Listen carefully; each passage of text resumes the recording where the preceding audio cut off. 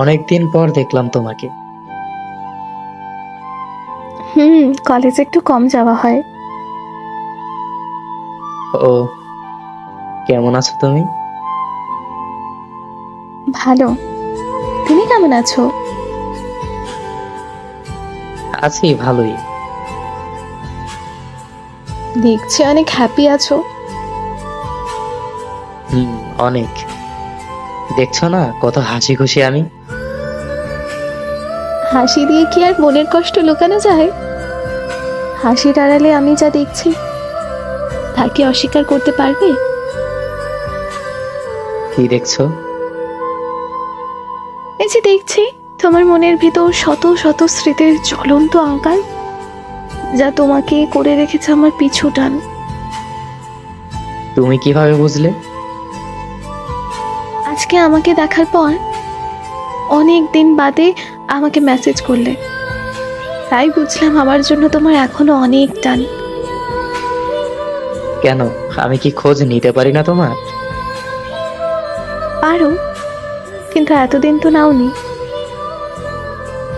আজকে হঠাৎ অনেক মনে পড়ছিল তোমার কথা, মিস করছিলাম খুব, তাই নক দিয়েছি। আমি জানি। কিভাবে? আমি আমার কল্পনার চোখ দিয়ে সারাক্ষণ তোমায় দেখি। তুমি আমাকে মিথ্যা অপবাদ দিয়ে আমার কাছ থেকে দূরে সরে গেলেও আমি তোমাকে এখনো অনুভব করি। সরি। সরি না বলে আর কিছু করা যায়? কেন?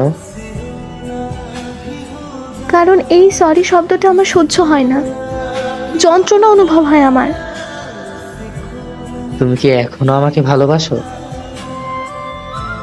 তোমার কি মনে হয় আমি তোমার কাছ থেকে ভালোবাসা পাওয়ার জন্য কথা বলছি? না, সেটা না, এমনি জিজ্ঞেস করলাম। আমি যদি আমার মনে সব কথা তোমায় এখন বলি, তুমি মনে করবে আমি তোমার সাথে মজা করছি। তুমি কি আর বুঝবে আমাকে? তুমি যেভাবে কথা বলছো আমার নিজেকে বড্ড অপরাধী মনে হচ্ছে। সরি। নিজেই সরি বলছো আবার? কি করো এখন?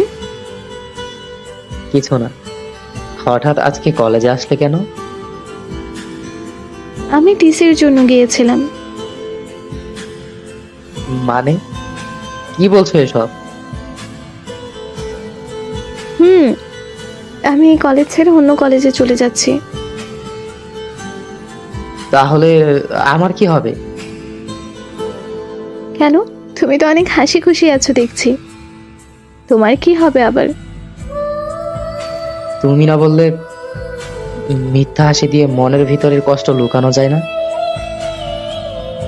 তারপরও আমাদের তো ব্রেকআপ হয়ে গেছে।